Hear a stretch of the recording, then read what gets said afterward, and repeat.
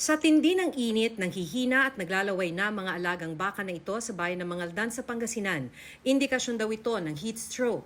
Problema na rin ang heat stroke sa mga alagang hayop sa Zamboanga City. We advise yung mga special mga farm animals not to avoid them to be exposed na sun from 10 o'clock in the morning to 3 or 2 o'clock in the afternoon. Sabi ni DA Undersecretary Deo Gracias Victor Savellano, pinaalalahanan na nila mga magsasaka na magtabi na ng pagkain ng kanilang mga alagang hayop. Tamang paghandaan, sabi ng Pag-asa, dahil batay sa kanilang forecast, mas iinit pa hanggat maramdaman ang full impact ng El Nino simula Marso hanggang Mayo.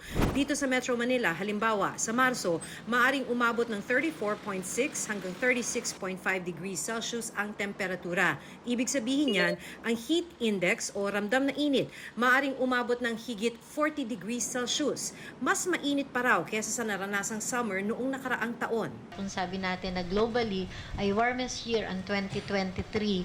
So dito po makikita natin this could be one of the warmest year. Medyo medyo mapanganib ito kasi ang normal body temperature is 37 degrees lang eh.